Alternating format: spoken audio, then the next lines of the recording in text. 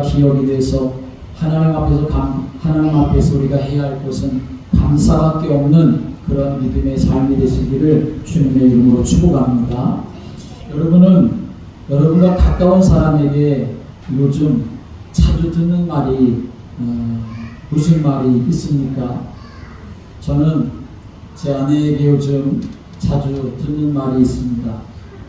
무슨 말일 것 같습니까? 무슨 말이냐면 당신도 가서 검사해봐 라고 하는 말입니다. 어디를 가느냐? 병원을 가라는 거죠. 뭘 검사하냐? 뇌를 검사해보라는 겁니다. 쉬운 말로 말하면 인지검사 하라는 말이시요. 자꾸만 깜빡깜빡하고 잊어버리고 하는 일이 많아지니까 병원 가서 머리를 좀 검사해보라는 말입니다. 자꾸 까먹고 자꾸 잊어버리지요. 여러분, 사람은 망각의 동물입니다. 보통 사람은 1천억 개의 뇌세포가 있다고 합니다. 그런데 사람 나이 20세가 지나면서부터는 하루에 10만 개씩의 뇌세포가 죽는다고 합니다. 그래서 나이가 들수록 건망증이 심해지는 것이요. 그래서 그 건망증 때문에 고민도 하게 되고 검사도 받게 되고 약도 먹고 그럽니다. 핸드폰을 손에 들고도 핸드폰을 계속 찾기도 하고 얼굴에 안경을 끼고도 내 안경이 어딨나 그렇게 안경을 찾기도 하는 일들이 참 다반사이지요. 감리교신학대학장을 지내신 어느 교수님도 깜빡하기를 잘 하셨습니다. 한 번은 이 학장님이 남자분이시니까 화장실에 볼일을 보러 들어가셨습니다. 그런데 소변기 앞에 서니까 그 소변기에서 물이 쏴 하고 내려갔습니다. 남자 소변기는 전기장치가 되어 있어서 사람이 그 앞에 서면 미리 물이 내려가는 장치가 되어 있는 그런 소변기도 있지요. 그런데 그 교수님이 자기가 소변기 앞에 서서 소변을 보려고 하는데 물이 쫙 내려가니까 물소리가 들리니까 이 교수님은 자기가 볼 일을 다 본 줄 알고 다시 화장실에서 나왔습니다. 화장실에 나와서 걸어가다가 아참 내가 화장실에 갔는데 그냥 그 소리만 듣고서 소변을 안 보고 나왔구나 라고 그렇게 생각을 하는, 교수님도 깜빡깜빡하는 그런 모습을 보여주고 있습니다. 나이가 들수록 기억력이 떨어지는 것은 당연한 일이지요. 그러나 모든 것은 다 잊을 수 있어도 절대로 잊지 말아야 할 것이 있습니다. 기억력이 심해져도 결코 심해져서는 안 되는 것 한 가지가 있습니다. 그것은 무엇입니까? 바로 하나님의 은혜입니다. 모든 것을 다 잊을 수 있어도 성도들은 하나님의 은택만은 절대로 잊어서는 안 되는 것이지요. 오늘은 맥주감사 주일입니다. 맥주감사절은 성경에, 특별히 구약 성경에 여러 가지 명칭으로 표현되어 있습니다. 농사의 첫 수확을 거둔다라고 하는 의미에서 초실절이라고 말하기도 하고, 6월절로부터 7주간 지난 후에 지킨다고 해서 77절이라고 하기도 하고, 6월절로부터 50일째 되는 날이라고 해서 오순절이라고 하기도 합니다. 특별히 민수기 10장 10절의 말씀 보면 이 날에 하나님 앞에 제사를 드리는데 번제를 드리고 화목제물을 드리고 나팔을 불라라고 이렇게 말씀하셨기 때문에 나팔을 불며 지키는 절기로 해서 나팔절이라고 불려지기도 했습니다. 농사와 관련돼서는 보리나 밀을 수확하고 첫 열매를 드리는 절기이기 때문에 맥추절이라고 말하지만, 구원과 관계되어서는 나를 구원하시고 지금까지 나를 지켜주신 하나님께 감사하며, 또 지금부터 앞으로도 계속 지켜주실 것을 하나님께 미리 감사하는 절기가 바로 맥추절입니다. 다 같이 함께 볼까요? 지금까지 감사함 지금까지 가라. 지금부터 감사. 지금부터 감사. 이 맥주감사절은 지금까지 하나님의 은혜로 인도하시고 지켜주신 것을 감사할 뿐만 아니라 또 지금부터 앞으로도 계속 하나님께서 그렇게 인도해 주시고 지켜주실 것을 감사하는 절기가 되어야 합니다. 굳이 왜 하나님께서는 이렇게 맥추절이라고 하는 절기를 만드셔서 이스라엘 백성들에게 맥추절을 지키라 라고 이렇게 말씀을 하셨을까요? 왜 우리는 맥추절을 지켜야 하겠습니까? 혹시 감사헌금이나 드리고 감사에 대한 설교나 한 편 듣기 위해서 그런 것이겠습니까? 결코 그렇지가 않죠. 절기를 정하여 감사하라 라고 이렇게 하나님 명령하신 것은 그만큼 감사해야 하는 것이 너무나 중요한 것이기 때문에 그런 것입니다. 오늘 우리가 읽은 시편 이 103편의 말씀은 이스라엘 자손들이 감사절에 불렀었던 찬양의 시입니다. 찬양이라고 할 수 있지요.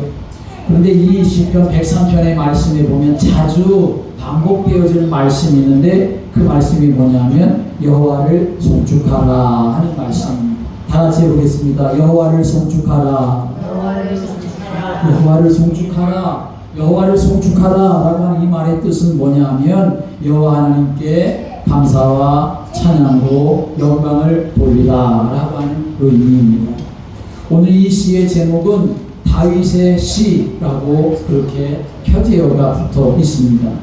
아마도 다윗이 노년에 자기 인생을 돌이켜보면서 그렇게 쓴 그런 시인데 지금까지 살아온 날들을 회고하면서 하나님 앞에 감사의 찬양을 드리고 있는 내용이 오늘 본문의 말씀입니다. 오늘 1절에 내 영혼아 여호와를 송축하라. 내 속에 있는 것들아 다 그의 거룩한 이름을 송축하라 라고 말씀합니다. 여호와 하나님을 송축하는데 내 영혼아 라고 말하고 내 속에 있는 모든 것들아 라고 이렇게 말하고 있습니다. 내 영혼, 내 마음과 내 생각만이 아니라 내 속에 있는 것들, 내 심장, 내 위장, 내 쓸개와 내 콩팥과 내 몸에 있는 모든 장기들, 다시 말해서 내 온 몸과 마음으로 나의 전 존재를 다해서 여호와 하나님을 송축하라 하는 말씀입니다.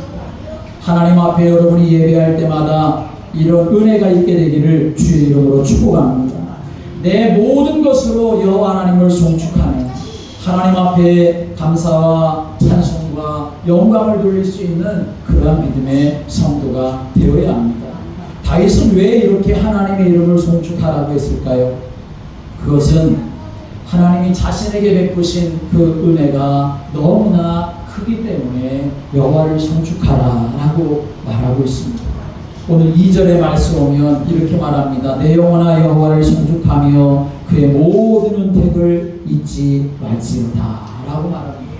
함께 보겠습니다. 그의 모든 은택을 잊지 말지어다. 은택이라고 하는 말은 히브리어로 게물라우라고 하는 말인데 하나님께서 우리에게 행하신 모든 선한 일, 그것을 바로 은택이라고 말하는 것입니다. 다윗은 자신의 인생을 돌이켜볼 때 하나님께서 자기의 행하신 선한 일이 너무나 많았기 때문에 그래서 그는 내 영혼아 내 속에 있는 모든 것들아 무엇을 해야 되냐 여호와의 은택을 잊지 말고 여호와를 송축하라 라고 말하고 있습니다. 여러분 우리가 하나님의 은택을 기억하고 감사하는 것은 우리가 마땅히 해야 할 일인 줄을 믿으시기 바랍니다. 어떤 성경 주석가는 신구약 성경 가운데 감사라고 하는 단어가 들어있는 구절이 178개가 된다고 합니다.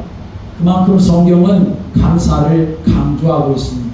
특히 구약 성경에는 절기가 7가지가 있는데 그 7가지 절기 중에 4-5가지의 절기는 감사와 관계되어진 절기이고 그 중에 특별히 무교절 그리고 오늘 우리가 지키는 이 맥추절 그리고 이제 수장절 이 3절기는 하나님 앞에 감사함으로 절기를 지키는데 어떻게 지키느냐 이스라엘 자손들이 다 예루살렘 성전에 와서 하나님 앞에 감사하기 위해서 절기를 지키는 절기로 하나님 말씀하실 만큼 그렇게 감사하며 하나님 앞에 나아가는 것은 너무나 중요한 일인 것을 말하고 있습니다.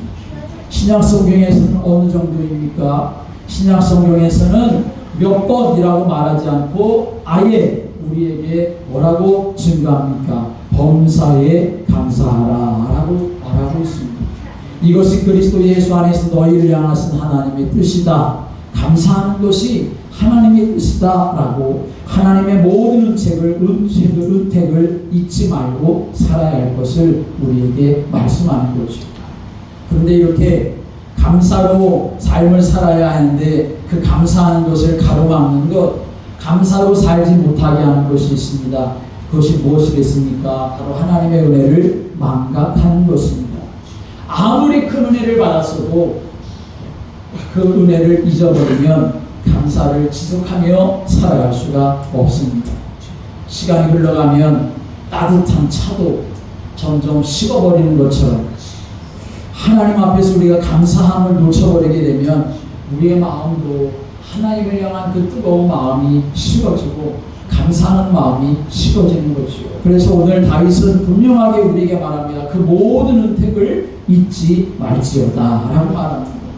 자기 영혼에게 너라고까지 말하면서 명령을 하죠. 감사를 지속적으로 이어가기 위해서 잊지 말아라 라고 말하는 것이죠. 여러분, 그렇다면 어떻게 하나님의 은혜를 잊지 않을 수가 있을까요? 우리가 계속 어떻게 하면 우리가 감사의 삶을 살아갈 수 있을까요? 심리학자들은 계속해서 지속하기 위해서 우리가 가져야 될 두 가지의 방법을 말하는데, 하나는 반복하는 것이고 하나는 각인시키는 것이다 라고 말합니다. 잊어버리기 전에 다시 한번 반복해서 되뇌려야, 그래야 잊어버리지 않게 되는 것이고, 때로는 강한 충격과 강한 자극을 주어서 아예 각인시켜버려야, 그래야 망각하지 않을 수가 있다는 것입니다. 구약에 보면 이스라엘 3대 절기 중에 하나인 초막절을 하나님이 지키라고 말씀하시는데, 이 초막절은 지금으로 말하면 추수감사주의를 말하는 거죠. 그런데 하나님이 이 초막절을 지킬 때는 특별히 하라고 하셨던 일이 있습니다.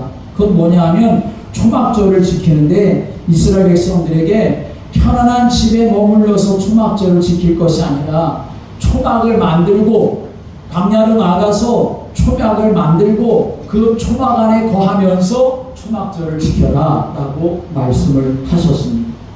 다시 말하면 옛날 이스라엘 조상들이 광야에서 고생하던 것을 몸소 경험해 보라는 것입니다. 아무것도 없는 광야에 나아가서 그저 햇빛을 피할 수 있는 초막 정도를 지어놓고 거기에 지내면서 하나님이 우리의 조상들을, 하나님이 우리 인생들을 정말 이렇게 인도하셨구나 라고 하는 사실을 경험하고 체험하고, 그래서 그것을 몸에 새겨서 하나님의 은혜를 잊어버리지 말고 감사하며 살 것을 하나님이 말씀하셨던 것입니다. 오래전에 이런 영화가 있었습니다. 낮은 대로 임하소서라고 하는 영화가 있었습니다. 이 영화는 맹인인 안유한 목사님의 생애를 그렇게 그린 영화입니다. 이 안유한 목사님은 목사님의 아들로 그렇게 태어나서 살았는데, 그런데 젊을 때 믿음에서 떠나는 그런 삶을 살았습니다. 그래서 믿음에서 떠나서 자기 인생 성공해 보겠다고 이제 유학을 준비하면서 막 유학을 가려고 하던 차에 그만 이 안유한이라고 하는 이 청년에게 실명이라고 하는 큰 문제가 찾아왔습니다. 결혼해서 이제 삶을 살아가는데 실명이 되었기 때문에 그 어려운 문제를 그 식구들이 다 감당하지 못해서 아내도 떠나버리고 아들들도 떠나버리는 그러한 일이 일어나고 말았습니다. 홀로 남은 그가 할 수 있는 일은 아무것도 없었기 때문에 그런 자살을 생각하게 되었습니다. 그런데 하나님이 그를 버리지 않으셨습니다. 자살 직전에 자기를 찾아온 하나님을 만나게 되었고, 하나님을 만나게 된 이 사람은 자기가 시각장애가 자기에게 찾아온 것, 그것을 더 이상 비관하지 않게 되었습니다. 그리고 어느 날 주님이 다시 찾아오셔서 이 안요한에게 말씀하십니다. 내가 너를 도와주리라 라는 말씀을 듣게 되었습니다. 이렇게 주님의 음성까지 듣게 되었었던 이 사람은 이제 오히려 새 힘을 얻고 감사하며 삶을 살아가게 되었습니다. 하나님의 인도로 이제 믿음을 회복하게 되었고 신학을 하게 되었고, 그래서 자기의 사역을 시각장애인을 위한 목회와 선교로 그렇게 정하고 그 일을 헌신하게 되었습니다. 그런데 어느 날 미국에서 뜻밖의 소식이 날라왔습니다. 그 소식은 뭐냐 하면 미국에서의 그 검사 결과 이 안요한 목사님의 눈을 다시 뜨게 할 수가 있다고 하는 그런 소식이 들려왔습니다. 수술비가 많이 들지만 그 수술비도 헬런 켈러 재단에서 다 대줄 수 있다고 하는 그런 소식이 들렸습니다. 안요한 목사님은 이 소식을 들었을 때 어떻게 했을까요? 그 목사님은 그 제안을 거절하셨습니다. 그리고선 이렇게 말씀을 하십니다. 내가 두 눈을 뜨고 있었을 때 잃어버렸던 하나님을 시각장애자가 되었을 때에 다시 만나게 되었는데 이제 내가 왜 다시 눈을 뜨겠습니까? 나는 이대로 평생을 눈을 감고 살겠습니다 라고 이렇게 말을 했습니다.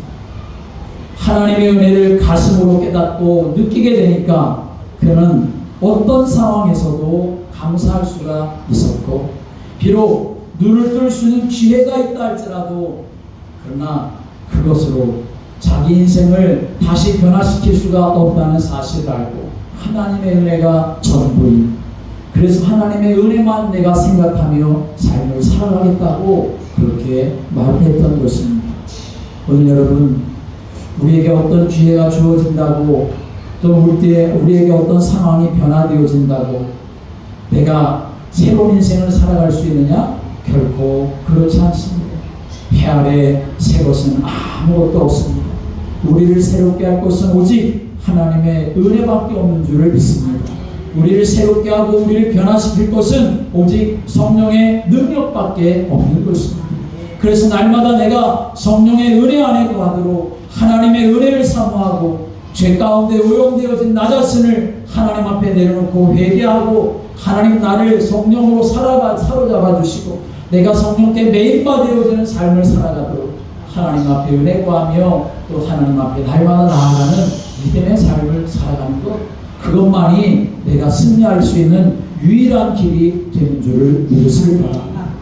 우리가 잊지 말고 감사해야 될 것, 하나님의 모든 은택이 있다고 하는데 그 모든 은택이 무엇인가? 오늘 다윗은 시편 103편에서 우리에게 이렇게 말합니다.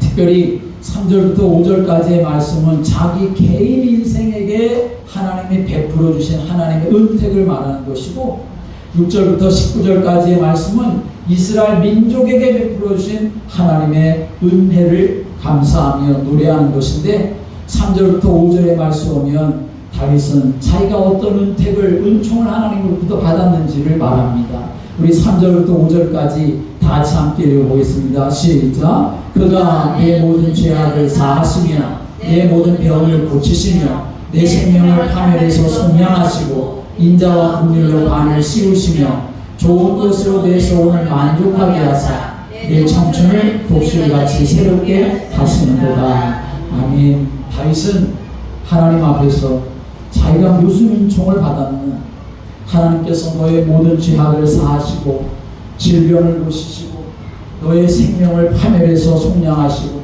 인자와 긍휼로 관을 씌워주시고 좋은 것으로 내 소원을 만족하게 하시고 너의 청춘을 독수리같이 새롭게 하신다 하고 이렇게 노래하고 있습니다. 여러분, 하나님의 은총을 받은 사람입니까? 하나님의 은총을 받았다면 나는 어떻게 하나님의 은총을 고백하고 노래할 수 있습니까? 다윗은 이렇게 자기가 하나님으로부터 받은 은총이 특별하고 놀랍고 많은데, 그런데 가장 우선하는 가장 큰 하나님이 나에게 베푸신 은혜와 은총이 무엇인가 하는 것을 말하는데 제일 먼저 말하고 있는 것은 바로 나의 모든 죄악을 사하셨다라고 하는 것입니다. 자기가 왕이 된 것, 그것을 말하고 있지 않습니다. 하나님이 자기의 원수들을 다 물리쳐 주신 것, 그것도 말하지 않습니다.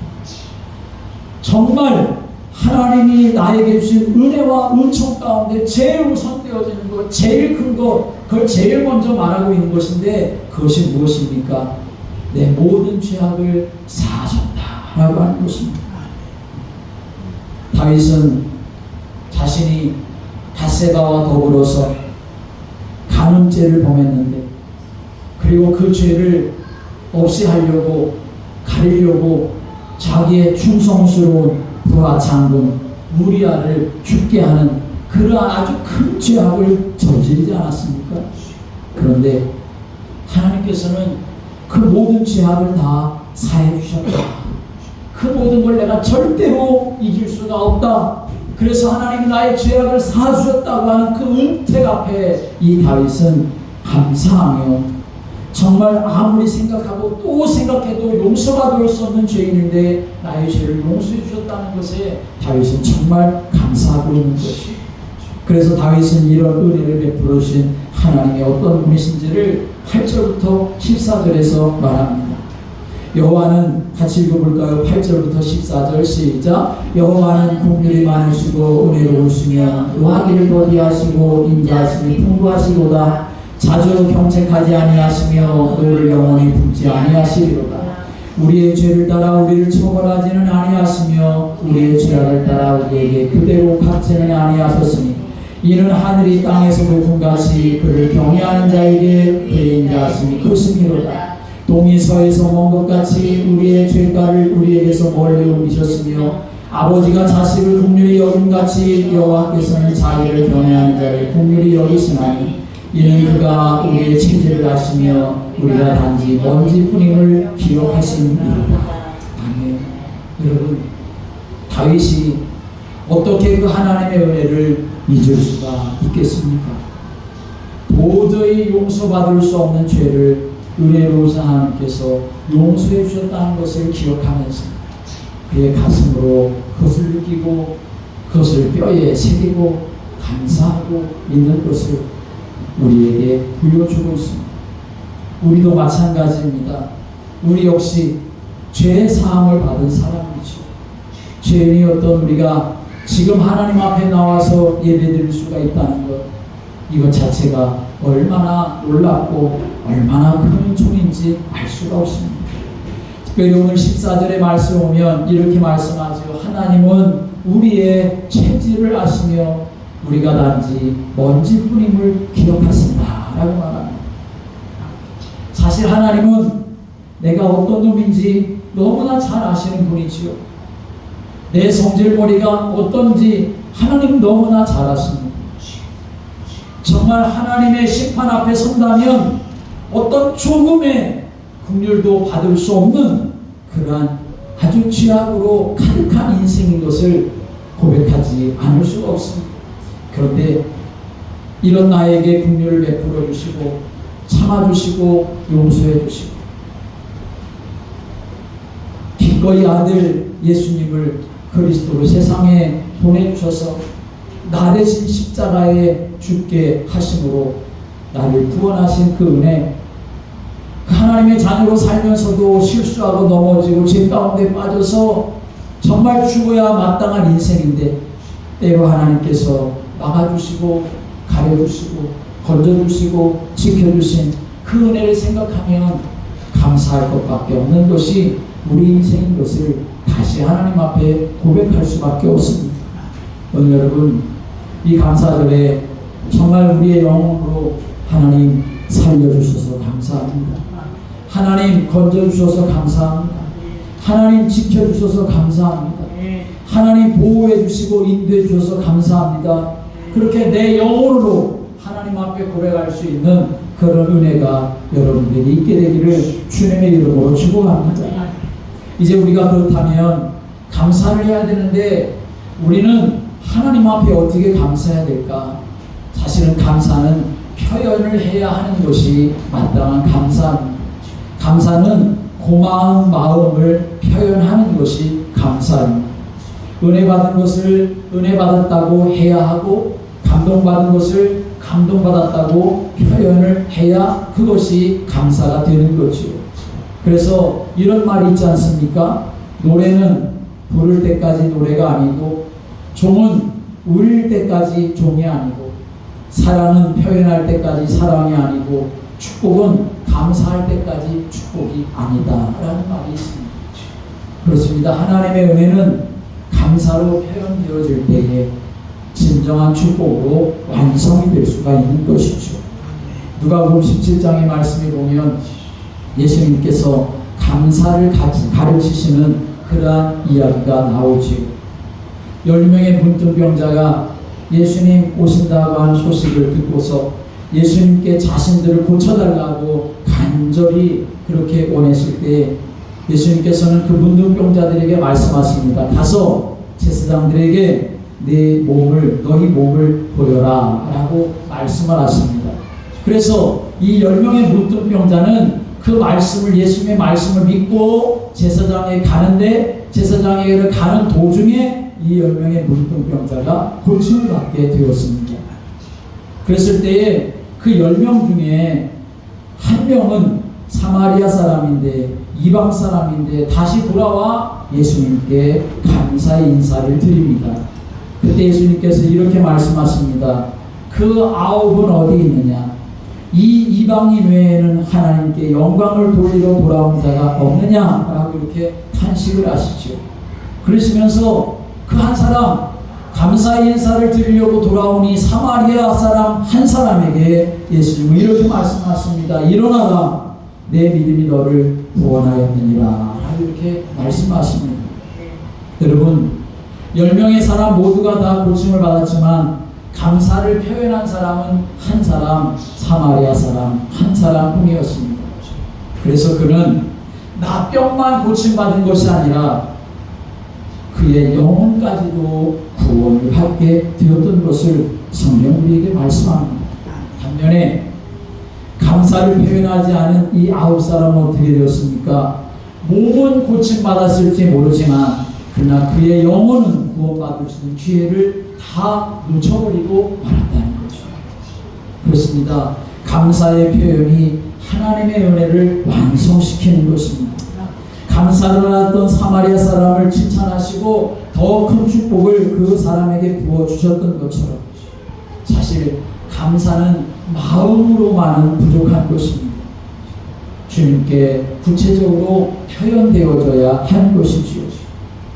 그것이 구체적인 고백이 될 수도 있고, 찬양이 될 수도 있고, 헌금이 될 수도 있고, 헌신이나 서원이 될 수도 있고, 믿음의 결단이 될 수도 있는 것입니다. 오늘 우리가 읽은 시편 103편 말씀은 우리가 평소 잊어버리고 살기 쉬운 하나님의 은혜와 은총을 깨달아야 될 것을 우리에게 말씀하고 있습니다. 감사하지 않고 그대로 두면 잊혀지고 마는 거죠. 하나님의 은혜를 우리가 받았다고 한다면 우리는 감사로 하나님 앞에 표현하며 삶을 살아가야 합니다. 하나님께 달라고 하는 요구는 참 많은데 하나님의 은혜에 대하여 내가 감사하며 삶을 살아가고 있는 모습은 나에게 얼마나 되고 있냐 하는 것을 우리가 돌이켜보아야 하는 것이죠. 감격이 사라지고 감사는 껍데기만 남은 그런 모습으로 사는 것이 아니라 하나님의 모든 은책을 다 감사함으로 오히려 감사가 내 삶의 능력이 되어지고 믿음의 삶을 살아가는 축복이 되어지는 그 은혜가 여러분들에게 넘치게 되기를 주님의 이름으로 축복합니다. 함께 우리 찬송가 304장 우리 함께 찬송하고 우리 예물 드리면서 우리 지금 다 같이 함께 하나님의 은혜 감사하며 합심하여 기도하겠습니다.